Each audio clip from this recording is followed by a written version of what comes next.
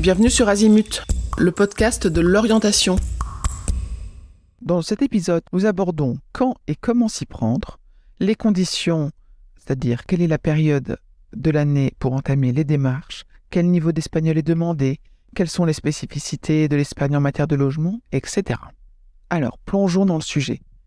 Une année de césure ou un gap year ne sont pas des vacances, c'est une année sabbatique, même si vous choisissez l'Espagne, pays où la vie au quotidien est généralement très agréable. Quels sont généralement les avantages mis en avant par les étudiants qui choisissent de réaliser une année de césure en Espagne ? Eh bien, c'est d'améliorer son niveau de langue, de devenir autonome et autodiscipliné, apprendre à s'ouvrir aux autres pour s'enrichir, tester un métier avant de continuer ses études, et mieux définir son orientation scolaire, et pourquoi pas enrichir son CV. Voilà, ces éléments font partie des motifs les plus souvent cités pour les raisons d'un départ en année de césure en Espagne.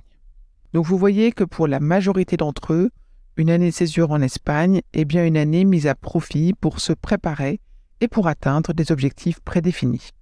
L'objectif majoritairement évoqué est une meilleure et une plus rapide préparation en langue espagnole dans le cas d'un projet d'études en Espagne qui le nécessite. Cependant, ce n'est pas le seul objectif qui peut être recherché avec cette option et obtenu grâce à elle.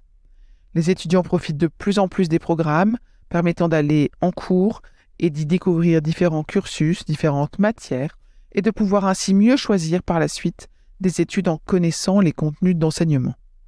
C'est ce que proposent par exemple des formations nommées Foundation Programs. Il s'agit de formations d'1 an, généralement délivrées au sein des universités, et qui ouvrent ensuite les portes du cursus choisi en cas de réussite aux examens. Ce type de programme peut convenir par exemple aux étudiants n'étant pas encore sûrs à 100% de leur choix d'orientation universitaire. Cette proposition permet aussi aux parents de se rassurer en sachant que leurs enfants sont dans un cadre scolaire classique. Faire une année de césure en Espagne peut avoir un coût très variable en fonction de ce que l'étudiant va faire au cours de celle-ci. S'il choisit de travailler pour se forger une expérience et pour se donner du temps pour réfléchir sur son orientation, le coût est moindre car il aura une rentrée de revenus régulier. En revanche, prendre des cours d'espagnol ou aller dans un programme de Foundation Programme ou faire tout type d'activité organisée par un organisme aura un coût de plusieurs centaines à plusieurs milliers d'euros.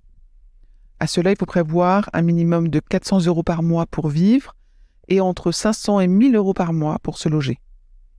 Une option très utilisée par les étudiants en année de césure est celle des familles d'accueil, pour lesquelles le tarif en demi-pension va démarrer environ à 900 € par mois.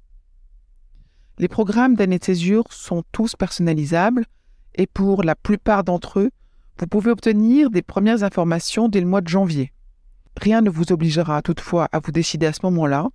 Vous pouvez souvent vous décider plus tard, par exemple à la publication des résultats de Parcoursup, s'ils ne correspondent pas à vos attentes, ou lors de l'obtention de résultats d'admission négatifs lors de candidatures en Espagne.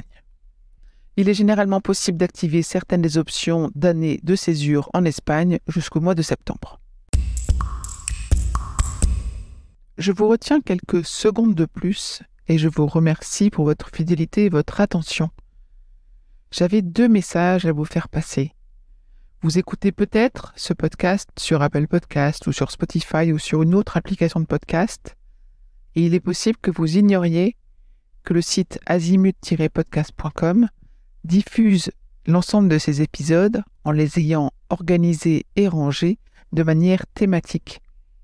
Ceux qui connaissent ce site sont vraiment contents de pouvoir y écouter sereinement chacun des épisodes et de pouvoir utiliser ce moteur de recherche. Deuxième message, sur ce même site, vous pourrez vous abonner à la newsletter.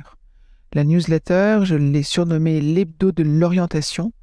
C'est une newsletter qui, comme son nom l'indique, est envoyée chaque semaine, le mardi pour l'instant.